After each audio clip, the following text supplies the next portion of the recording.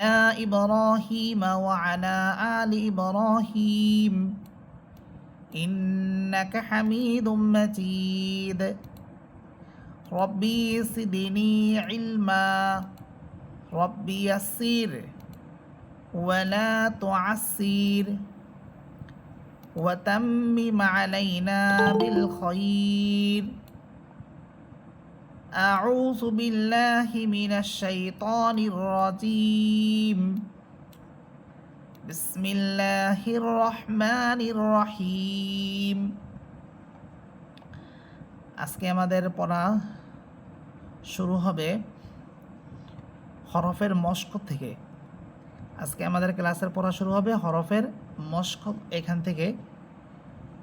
আমাদের ক্লাসের পড়া শুরু করার পূর্বে আপনাদেরকে গত ক্লাস আমরা যে পড়াগুলো পড়িয়েছিলাম বা আপনাদের বাসায় পড়া দিয়েছিলাম, তো আশা করি আপনারা সবাই বাসায় ভালো করে পড়েছেন। আমি গত ক্লাসের পড়াটা আরেকটু আপনাদেরকে বুঝিয়ে দেই, এরপর ইনশাল্লাহ আমাদের নতুন পড়া আজকে শুরু করব। তো এখানে আমরা গত ক্লাসে আমরা পড়েছিলাম যে আলিফ এবং লামের মধ্যে পার্থক্য। প্রথমে আমরা পড়েছিলাম আলিফ এবং লামের মধ্যে পার্থক্য। তো আলিফ এবং লামের মধ্যে যে পার্থক্য, এই পার্থক্যটা এখানে স্পষ্টভাবে লেখা আছে। এখানে একটা সংজ্ঞা লেখা আছে, সেটা হচ্ছে যে আলিফ থাকে খালি যদি মিলে পিছনে, অর্থাৎ আলিফ সবসময় খালি অবস্থায় আসবে, কারোর সাথে মিলে আসবে না, সিঙ্গেল আসবে। যদি আলিফ অন্য কোনো হরফের সাথে বা কোনো একটি শব্দে মিলে আসতে হয়, তখন ওই শব্দ শেষে বা ওই হরফের শেষে মিলে আসবে। শুরুতে বা মধ্যখানে যদি আলিফ মিলে আসে তখন সেটা আলিফ হবে না। শুরুতে বা মধ্যখানে যদি আলিফের মতো দেখাও যায়, অর্থাৎ উপরের দিকে লম্বালম্বি, তাহলে সেটা আলিফ হবে না, তখন সেটা লাম হয়ে যাবে। এরপরে লেখা আছে সামনে আর দুদিকে মিলে লাম, অর্থাৎ শুরুতে, শব্দের শুরুতে বা আরেকটি হরফের শুরুতে বা শব্দের মধ্যখানে যদি উপরের দিকে লম্বালম্বিভাবে আসে, তখন সেটা হবে লাম। তাহলে আলিফ এবং লামের মধ্যে এখানে একটা পার্থক্য আপনাদেরকে বুঝিয়েছিলাম। তো আশা করি আপনারা বুঝতে পেরেছেন। এরপরে এখানে প্রথমে আমরা 4 লাইনের মধ্যে প্রতিটি হরফ আমরা একা একা পড়েছি। প্রত্যেকটা একা একা হরফ ছিল, অর্থাৎ 2টি 3টি করে হরফ এরপর থেকে শুরু হয়েছে। তো এরপরে 2টা করে হরফ, এরপর 3টা 4টা, সামনে আরও বেশি করে হরফ মিলিত হয়ে শব্দ তৈরি হবে। তো এখন আমরা আজকের যেই পড়া এখান থেকে আমরা শুরু করব। আরেকটা আপনাদের পড়া ছিল, সেটা হচ্ছে গোলতা এবং লম্বাতা। গোলতা এবং লম্বাতা, এটাও আপনাদেরকে বুঝিয়েছিলাম যে গোলতা কোনটি এবং লম্বাতা কোনটি। এখানে গোলতা বলতে এখানে এই যে এখানে যেই শব্দটার মধ্যে আমরা একটা তা দেখতেছি, আইন লাম অফ তা, এই যে শেষে যে তাটা দেখতে পাচ্ছেন হায়ের মতো উপরে 2 নোক্তা, এটাই হচ্ছে গোলতা, এটাই হচ্ছে গোলতা। এবং আরেকটা তা হচ্ছে এই শব্দের মধ্যে দেখেন একেবারে শেষে সা কফ লাম তা, এখানে আমরা যে তাটা দেখতে পাচ্ছি এটা হচ্ছে লম্বাতা। তো এখানে আমরা 2টা তা বলেছিলাম, এই 2টা তায়ের উচ্চারণ, মাখরাজ, সিফাত সব এক, কিন্তু শুধুমাত্র এটার ব্যবহার, এই 2 তায়ের ব্যবহার বা প্রয়োগ, এটা একটু পার্থক্য আছে, সেটা ইনশাল্লাহ আমরা পরবর্তীতে জানব। কিন্তু এই 2 তায়ের উচ্চারণ বা এই 2 তায়ের মাখরাজ, সিফাত সব কিছুই এক। তো এখন আজকে আমাদের যে পড়া আপনাদেরকে দিব, এখান থেকে আমরা শুরু করতেছি, সেটা হচ্ছে হরফের মশক। আমরা প্রথম ক্লাস থেকে নিয়ে এই পর্যন্ত শুধু হরফই পড়তেছি। তো আজকে আমরা হরফের গুলো পড়লে ইনশাল্লাহ শেষ হয়ে যাবে, এরপর থেকে আমাদের হরকতের অধ্যায় শুরু হবে। তো হরফের যে মশক এখান থেকে শুরু হবে।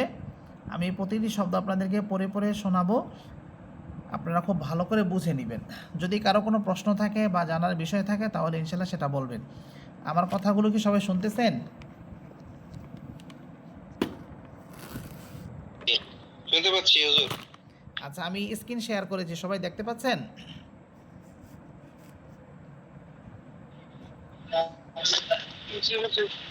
আচ্ছা ঠিক আছে, তাহলে আমরা শুরু করতেছি। এখানে প্রথমে লেখা আছে হরফের মশক।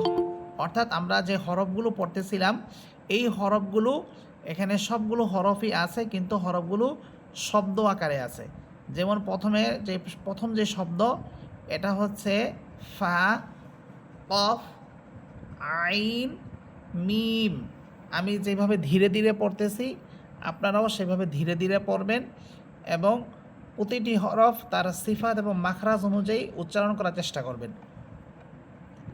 ফা, কফ, আইন কণ্ঠনালীর মধ্যখান, আইন, মিম। এরপরে শব্দ তা, এটা হচ্ছে লম্বা তা, তা, মিম, লাম, কাফ। এখানে মিমের পরে যেই উপরের দিকে লম্বালম্বি আপনারা দেখতে পাচ্ছেন এটা কিন্তু লাম, এটা আলিফ হবে না, কারণ এটা শব্দের মাঝে আসছে দুই হরফের মধ্যখানে, মিম এবং কাফের মাঝখানে। আমরা এটাই পড়েছিলাম যে সামনে আর দুদিকে মিলে লাম, এটাই হচ্ছে দুদিকে মিলে লামের উদাহরণ। তা, মিম, লাম, কাফ। এরপরে শব্দ বা, নুন, আইন, মিম, গোলতা, এটাই হচ্ছে গোলতা। এরপরে শব্দ ইয়া, তা, কাফ, লাম, মিম। এরপরে শব্দ ইয়া, ফা, কফ, হা, ওয়াও। ওয়াও হরফটা অবশ্যই ঠোঁট গোল করে বলবেন, ওয়াও, আলিফ। এরপরের লাইন ইয়া, সিন, সিন। আমরা তিনটা হরফ পড়েছিলাম, যে তিনটা হরফ উচ্চারণের সময় ঝিঝি পোকার মতো আওয়াজ হবে, সদ, সিন, জা। এই তিনটি হরফ সদ, সিন, জা। এখানে আসতেছে সিন হরফ, ইয়া, সিন, তা, গইন, মোটা হরফ। অনেকে গইন হরফকে গাইন বলেন, এটা ভুল। হরফটি হবে গইন, গ, গইন, ফা, র। র এটা মোটা হরফ, যেহেতু আমরা হরফের অধ্যায় এখন পড়তেছি, র এটা হরফ অবস্থায় মোটাই হয়। এরপরে শব্দ বা, ত, শিন, বুলতা। এখানে দেখেন শিন হরফটার আওয়াজটা অনেক বড় হচ্ছে, শাসা একটা শব্দ হবে। বা, ত, শিন, বুলতা। আপনারা যারা এখন পড়াগুলো শুনতেছেন আপনাদের একটা সামনে কায়দা নিয়ে বসবেন এবং ধরে ধরে পড়াগুলো আমার সাথে সাথে বলবেন। আমি যখন এক একটা হরফ পড়তেছি আপনি নিজেও ওই হরফটা উচ্চারণ করার চেষ্টা করেন। আপনি নিজে নিজে চেষ্টা করে দেখেন যে আমার মতো করে হরফটা উচ্চারিত হচ্ছে কি না, বা আপনি হরফটা, আমি যে হরফটা বলতেছি আপনি ওই হরফটা বলতে পারতেছেন কি না, এটাও চেষ্টা করে দেখেন। বা, ত, শিন, বুলতা, মিম, বা, ইয়া, নুন, বুলতা, ইয়া, মিম, ইয়া, নুন, কাফ, লাম, আইন, লাম, কাফ, মিম।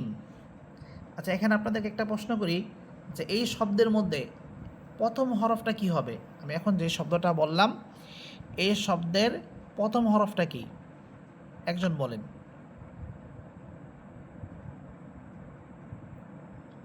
হুজুর লাম। এটা লাম হওয়ার কারণ কি? কারণ হচ্ছে এটা সামনে থেকে মিলে গেছে, আলিফ হলে তো সেটা শেষের দিকে হতো, আলিফ হলে তো এটা সিঙ্গেল আসতো। রাইট। যদি এখানে আলিফ হওয়ার প্রয়োজন হতো, যে শুরুতে আলিফ আসার প্রয়োজন, তখন আলিফটা সিঙ্গেল আসবে, একা একা আসবে।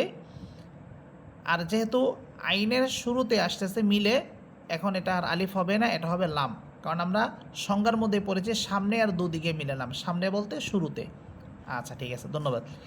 এরপরে শব্দ দেখেন ত, মোটা হরফ, ত, মুখ ভরে বলবেন, ত, লাম, কফ, তা মিম ওয়াও ওয়াও হরফ ঠোঁট গোল করে পড়বেন ওয়াও আলিফ এরপরে শব্দ বা হুজুর এটা কি আলিফ পড়বো না হামজা পড়বো? না না এটা আলিফ বলবেন আলিফ হামসা কখন বলবো এটা আমরা ইনশাল্লাহ বলবো এখন আমি ঠিক আছে। ওইখানে যাইনি ঠিক আছে যখন ঠিক আছে হুজুর, ঠিক আছে। আচ্ছা ঠিক আছে দেখেন এরপরে শব্দ বা ইয়া নুন কাফ মিম আলিফ এই যে দেখেন এখানে আলিফ এটা হরফ এর কারণ হচ্ছে আমরা সংজ্ঞার মধ্যেই পড়েছি আলিফ থাকে খালি যদি মিলে পিছনে অর্থাৎ শব্দের শেষে এটা মিলে আসছে এখন এটা আলিফ হবে এরপরে শব্দ নুন জিম আইন লাম হা মিম আলিফ এরপরে শব্দ লাম লাম এখানে দুটোটাই লাম আমাদের সংজ্ঞা অনুযায়ী দুটোটাই লাম সামনে আর দুদিকে মিলে লাম সামনে এটা প্রথম যে লামটা এটার উদাহরণ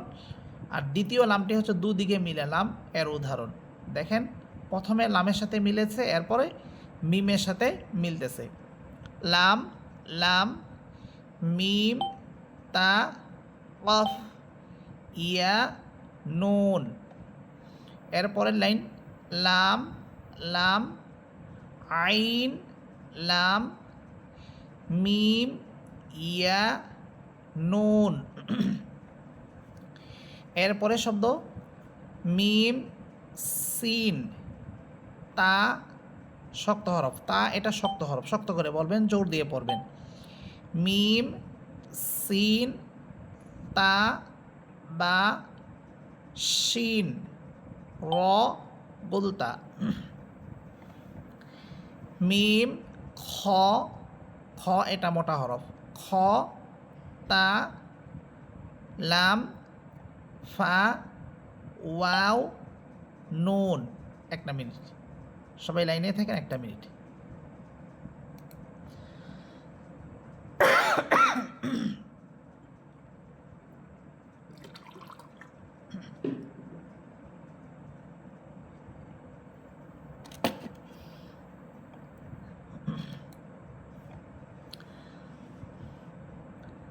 আচ্ছা এরপরে শব্দ দেখেন ইয়া সিন তা ইয়া আইন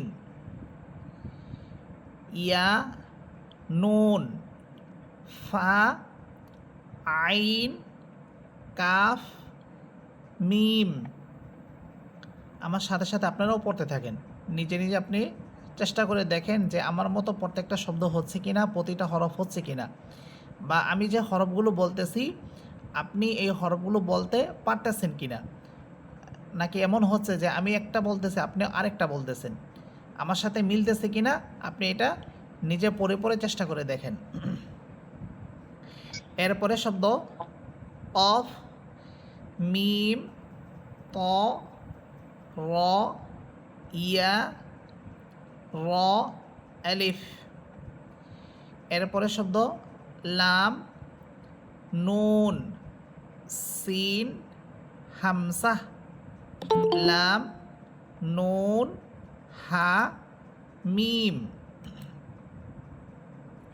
এরপরে শব্দ ফা জিম আইন লাম এরপরে শব্দ দেখেন মিম সিন তা মদ বদ এটা মোটা হরফ অবশ্যই মোটা করে পড়বে মিম সিন তা মদ আইন ফা ইয়া নুন লাম ইয়া সিন তা খ লাম ফা নুন হা মিম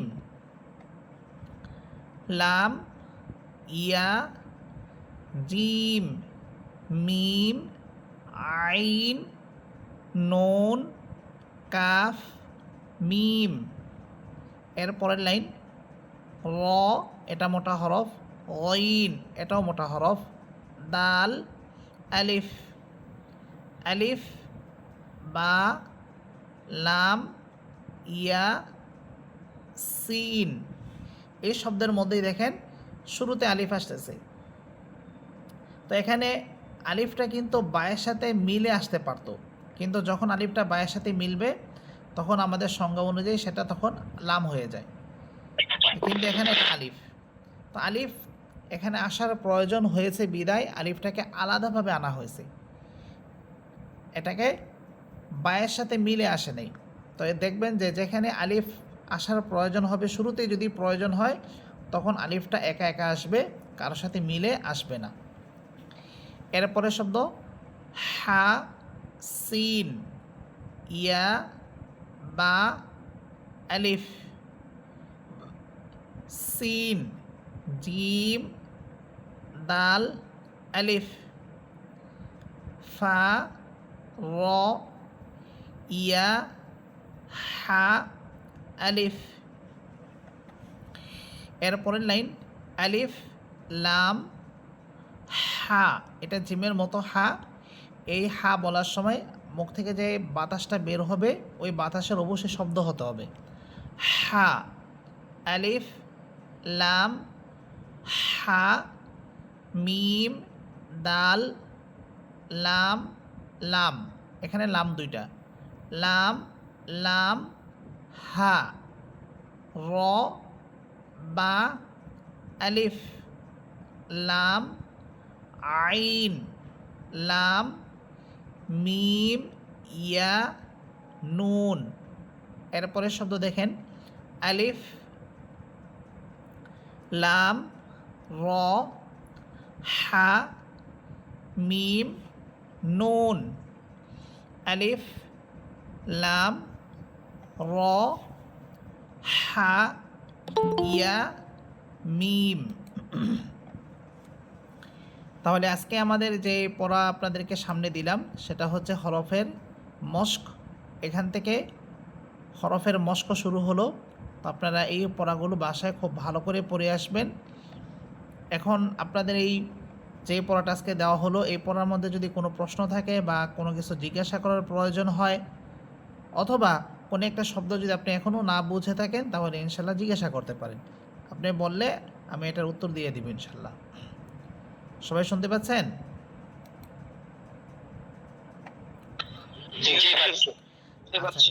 আচ্ছা ঠিক আছে, তাহলে এটা আপনাদের বাসার পড়া থাকলে এটা ভালো করে পড়ে আসবেন। এরপরে শুরু হচ্ছে হরকত। আমরা একেবারে ক্লাসের প্রথম দিন থেকে নিয়ে আজকে পর্যন্ত, অর্থাৎ এখন আমরা যতটুকু পড়লাম এই পর্যন্ত সব পড়া ছিল হরফের, অর্থাৎ বাংলাতে আমরা যেগুলোকে বর্ণ বলি। তো এই পর্যন্ত শুধু হরফের আলোচনা ছিল। এই হরফগুলো যদি আপনারা ভালো করে উচ্চারণ করতে পারেন সিফাত এবং মাখরাজ অনুযায়ী, এবং ভালো করে যদি আপনারা প্রতিটি হরফ চিনে থাকেন তাহলে আশা করি আপনাদের হরফ নিয়ে আর কখনো কোনো সমস্যা হবে না।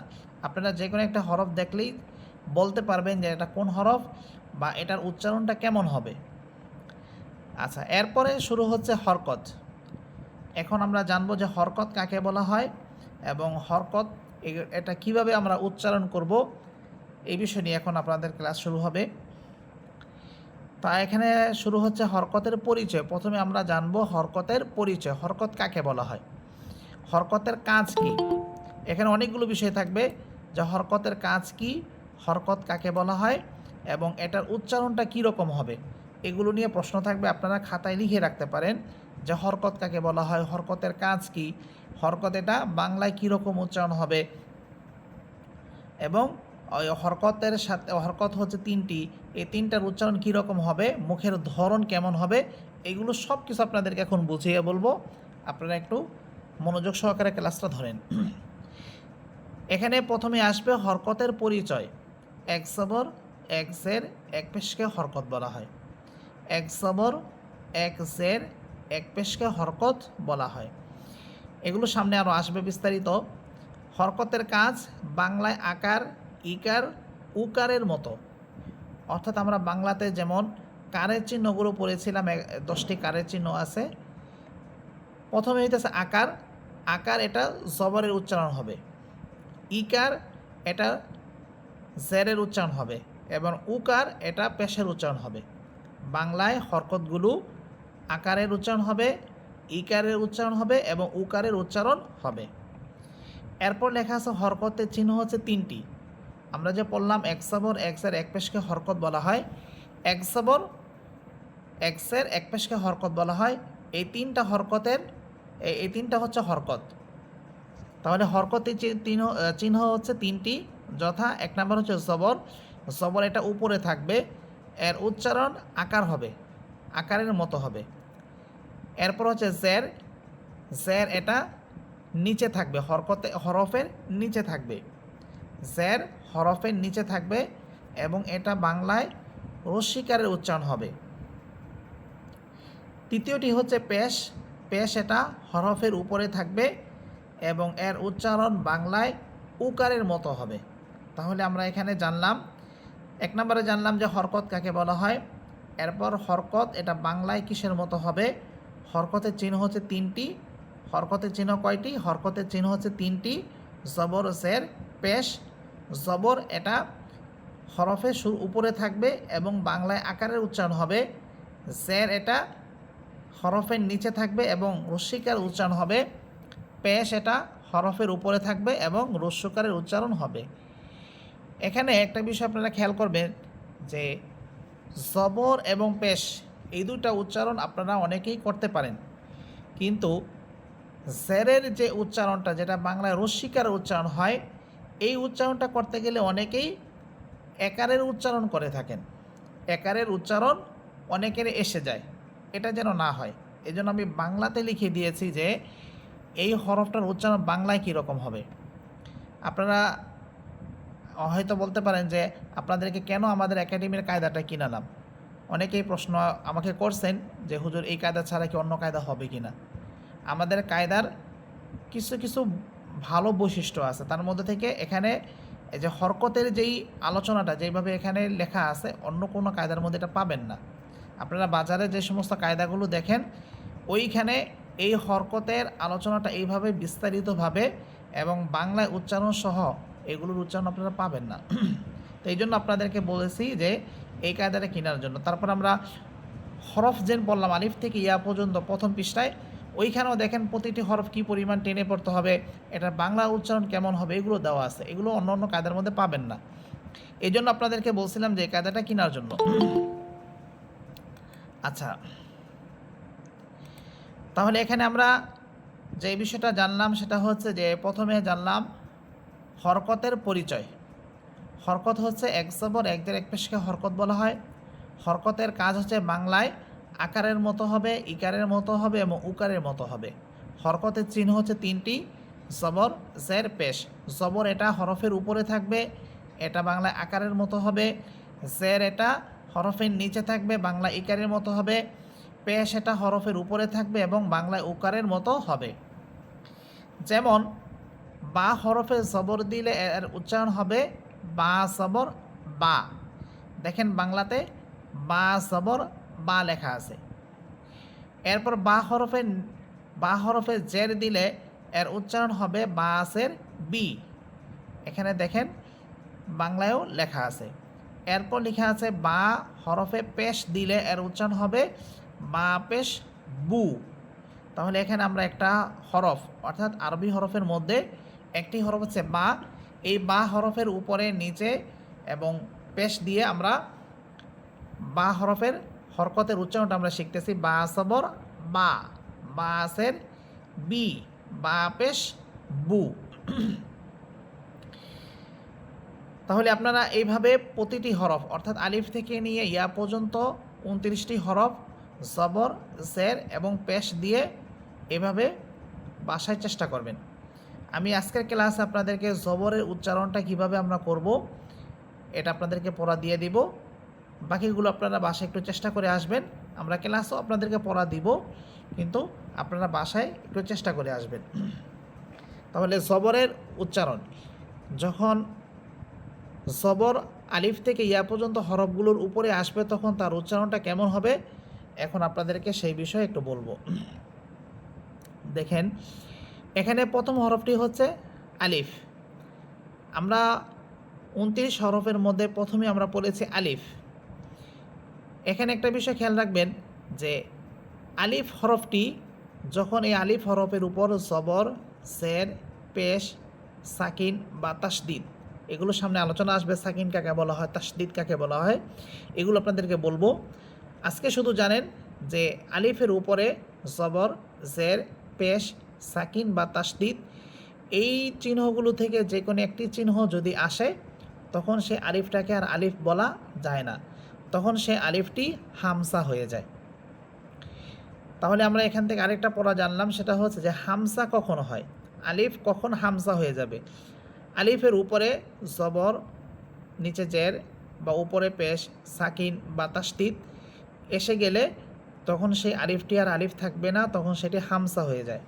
তাহলে এখন থেকে আমরা এই আলিফ হরফটাকে হামসা বলবো, যেহেতু আলিফ হরফের উপরে জবর দেওয়া আছে। দ্বিতীয় বিষয় হচ্ছে আপনাদেরকে আমরা কায়দার একেবারে প্রথম পেজ থেকে আপনাদেরকে বলতেছি যে মোটা হরফের সংখ্যা হচ্ছে 8টি। আমরা মোটা হরফের সংখ্যা 8টি পড়তেছি। মূলত মোটা হরফ হচ্ছে 7টি, কিন্তু একটি হরফ র, এটা ক্ষেত্র বিশেষ মোটা হয়, এই জন্য আমরা এই র হরফকে মিলে 8টি হরফই বলতেছি। হরফগুলো কি কি ছিল? প্রথমে ছিল খ, দ্বিতীয় হচ্ছে র, তৃতীয় সদ, চতুর্থ দদ, পঞ্চম ত, ষষ্ঠ জ, সপ্তম গইন এবং অষ্টম হচ্ছে কফ। অর্থাৎ খ, র, সদ, মদ, ত, জ, গইন এবং কফ। এই হলো 8 হরফ মোটা হরফ। এখানে আমরা মোটা হরফগুলো আপনাদেরকে আরেকবার স্মরণ করিয়ে দেওয়ার কারণ হচ্ছে যে আমরা যে এখানে জবর দিয়ে আলিফ থেকে ইয়া পর্যন্ত হরফগুলো পড়ব, এই হরফগুলোর উচ্চারণ কিন্তু আমরা এখানে পড়েছি যে আলিফের উচ্চারণটা বাংলায় আকারের উচ্চারণ হয়। আমরা আগেই পড়তেছি যে আলিফ, এই জবরের উচ্চারণ বাংলায় আকারের উচ্চারণ হবে, কিন্তু এখানে আমরা যে 8টি হরফ মোটা পড়লাম, এই 8 হরফের উপরে যখন জবর দিয়ে আমরা পড়ব তখন সেখানে আকারের উচ্চারণটা হবে না। বলেন সবাই একটু ক্লাসে থাকেন, একটা মিনিট।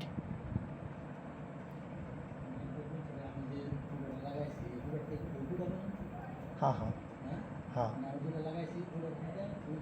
হ্যাঁ হ্যাঁ হ্যাঁ হ্যাঁ ওইটাই আপনার 7.5 হাত হয়েছিল, কাকাই দেখছে। হ্যাঁ হ্যাঁ হ্যাঁ, তো আপনি ওনারা বইলা দিয়ে আইনা দিতে। হ্যাঁ ঠিক আছে। আর হইলো কি জানি বললাম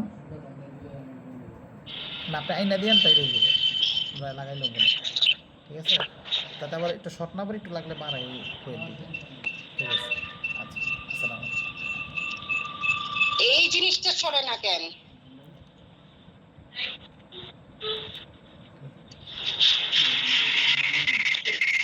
আমার আর কিছু উপায় নেই, আমি কথা কইছি না। আচ্ছা, পরে কথা কব না, ক্লাস আছে।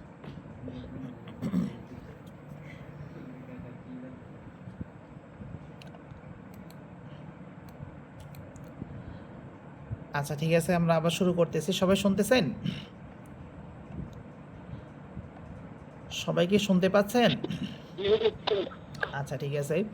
তো এখানে আমরা যে বিষয়টা নিয়ে আলোচনা করতেছিলাম যে আলিফ থেকে ইয়া পর্যন্ত হরফগুলোর উপরে যখন জবর আসবে তখন আমরা আগেই পড়েছি জবরের উচ্চারণ বাংলায় আকারের উচ্চারণ হবে, কিন্তু আমরা যে হরফগুলো মোটা পড়তেছি খ, র, সদ, দদ, ত, জ, গইন এবং কফ, এই 8 হরফের উপরে যখন জবর দিয়ে আমরা পড়ব তখন এগুলোকে আকার ছাড়া পড়ব। তাহলে আমরা 8 হরফ ছাড়া বাকি যে 21টি হরফ আছে এই 21 হরফের উপর জবর দিয়ে পড়ব, আর এই 8 হরফের উপর আমরা জবর ছাড়া পড়ব। তাহলে আমি প্রথমে এই 8 হরফ, শুধু প্রথমে যে মোটা হরফগুলো আছে এই মোটা হরফগুলো আপনাদেরকে প্রথমে আমি বলবো জবর দিয়ে, এরপর আমি বাকিগুলো সব একসাথে আবার পড়ব। দেখেন প্রথমে ছিল খ। খ খ হরফের উপরে আমরা যখন জবর দিব তখন তার উচ্চারণ হবে খ জবর খ, খ জবর খ। এখানে খ জবর খা পড়া যাবে না, খ জবর খ পড়তে হবে। অনেকেই হয়তো আগে পড়েছেন বা ছোটোবেলায় পড়ছেন যে খ জবর খা পড়ছেন, এটা ভুল উচ্চারণ। এখানে হবে খ জবর খ। এরপরে হরফ হচ্ছে র, মোটা হরফ। আরেকটি হচ্ছে র। র হরফের উপরে জবর দিলে র জবর র, র জবর র।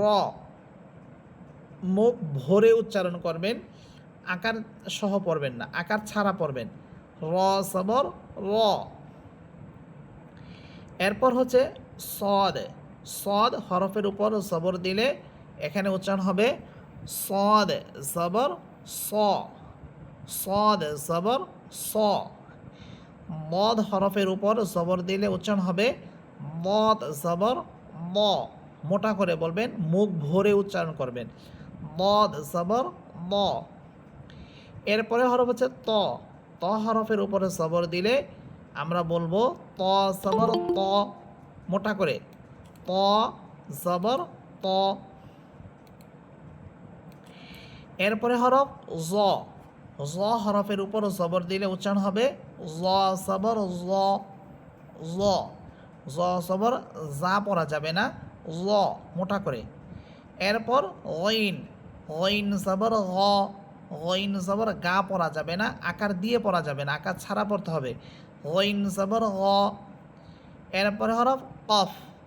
কফ হরফের উপর জবর দিলে উচ্চারণ হবে কফ জবর ক, কফ জবর কা বলা যাবে না, কফ জবর ক, এভাবে। তাহলে এখানে আমরা যে বিষয়টা বুঝলাম যে আলিফ থেকে ইয়া পর্যন্ত 29টি হরফের উপর জবর দিলে এর উচ্চারণ বাংলায় আকারের উচ্চারণ হয়, কিন্তু 8টি হরফ ছাড়া, যে হরফগুলো মোটা, ওই মোটা 8 হরফ ছাড়া বাকি হরফগুলোতে আমরা আকার দিয়ে পড়ব, আর মোটা হরফগুলো আমরা আকার ছাড়া পড়ব। এখন আমি সবগুলো হরফ একসাথে বলবো। এখানে আরেকটা বিষয় আপনারা মনে রাখবেন যে হরকতের উচ্চারণ তাড়াতাড়ি করে পড়তে হয়। এক জবর এক জের এক পেশকে হরকত বলা হয়। হরকতের উচ্চারণ তাড়াতাড়ি করে পড়তে হয়, এখানে টেনে টেনে লম্বা করে পড়া যাবে না। আপনি যেইভাবে পড়বেন যে হামদা সবর আ, বা সবর বা, তা সবর তা, সা সবর সা, এভাবে অনেকেই পড়েন, এটা কিন্তু সম্পূর্ণ ভুল উচ্চারণ। এইভাবে টানা যাবে না, টান ছাড় আপনাকে পড়তে হবে। তাহলে দেখেন আমি আলিফ থেকে ইয়া পর্যন্ত সবগুলো হরফ পড়তেছি।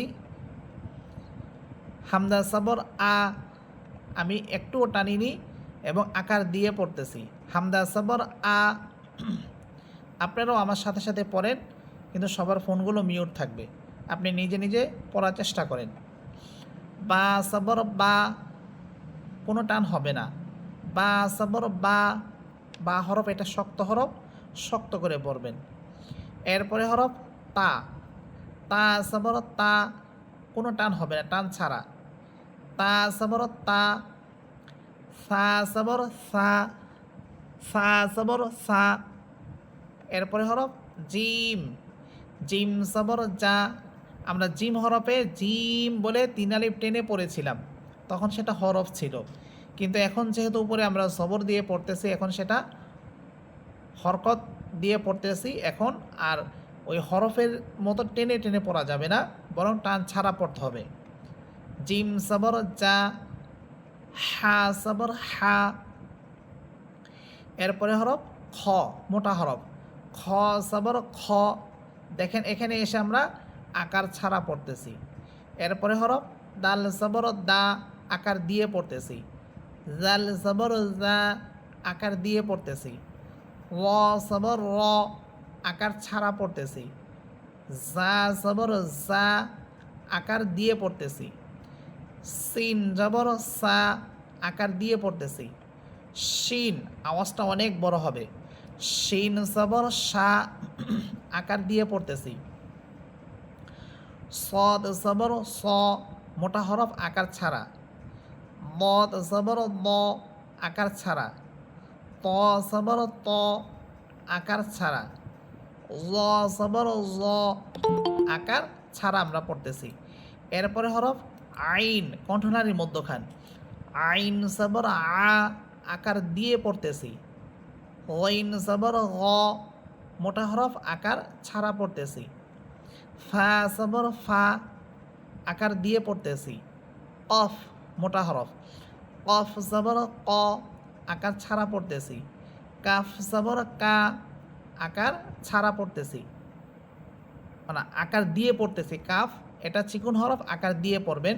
কাফ জবর কা, লাম জবর লা আকার দিয়ে পড়তেছি, মিম জবর মা আকার দিয়ে পড়তেছি, নুন জবর না আকার দিয়ে পড়তেছি, ওয়াও জবর ওয়া এখানেও দেখেন ওয়াও জবর ওয়া পড়তেছি আকার দিয়ে, হা জবর হা আকার দিয়ে পড়তেছি, হামদা জবর আ আকার দিয়ে পড়তেছি, ইয়া জবর ইয়া আকার দিয়ে পড়তেছি। তাহলে এখানে আমরা আলিফ থেকে ইয়া পর্যন্ত 29টি হরফ পড়লাম। তার মধ্য থেকে 8টি হরফ ছিল মোটা হরফ, খ, র, সদ, দ, ত, জ, ঐন এবং কফ। এই হরফগুলো আমরা আকার ছাড়া পড়েছি, আর বাকি হরফগুলো আমরা আকার দিয়ে পড়েছি। সবাই কি কথাগুলো বুঝতেছেন? জি হুজুর। হ্যাঁ, আপনাদের কারো কোনো প্রশ্ন আছে আজকের পড়ার বিষয়ে? এখন আপনারা যদি কেউ ইচ্ছা করেন যে আমি আলিফ থেকে ইয়া পর্যন্ত হরফগুলো একবার বলবো, আপনারা মানে পড়া শোনাবেন, কেউ ইচ্ছা করলে বলতে পারেন।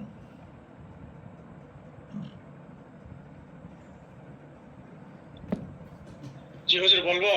হ্যাঁ জি বলেন। হামজা জবর,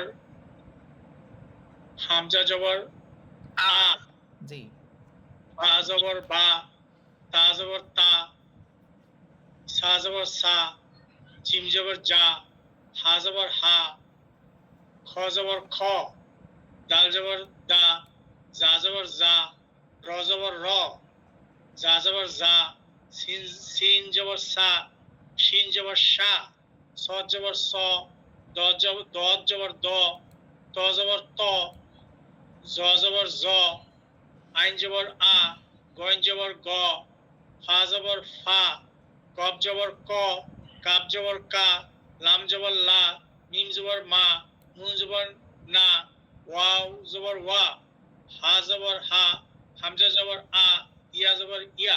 মাশাআল্লাহ। তাহলে আপনাদের যে পড়াগুলো থাকলো, ইনশাল্লাহ এই পড়াগুলো বাসায় ভালো করে পড়বেন, এবং আগামীকাল পুরুষদের পড়া তো আমি ইনশাল্লাহ শুনবো, আর মহিলা যারা আছেন আপনারা আপনাদের গ্রুপে গিয়ে পড়াগুলো ইনশাল্লাহ আমাদের শিক্ষিকাদের কাছে পড়াগুলো শোনাবেন। যারা এখনও কোনো গ্রুপে জয়েন হন নাই আমার কাছে বলবেন, আমি আপনাকে একটা গ্রুপে জয়েন করে দিব এবং সেখানে পড়াগুলো শোনাবেন। আর যারা এখনও কায়দাটা সংগ্রহ করেন নাই আপনারা সবাই ইনশাল্লাহ সংগ্রহ করে নেবেন, কারণ এখানে যেই পড়াগুলো যেভাবে আপনারা পাবেন অন্য কোথাও এত সহজভাবে সুন্দরভাবে কোথাও পাবেন না। সবাই ইনশাল্লাহ কায়দাটা সংগ্রহ করবেন। আচ্ছা ঠিক আছে, আজকের ক্লাস এই পর্যন্তই থাকলো। সবাই ভালো থাকবেন। আসসালামু আলাইকুম। আসসালামু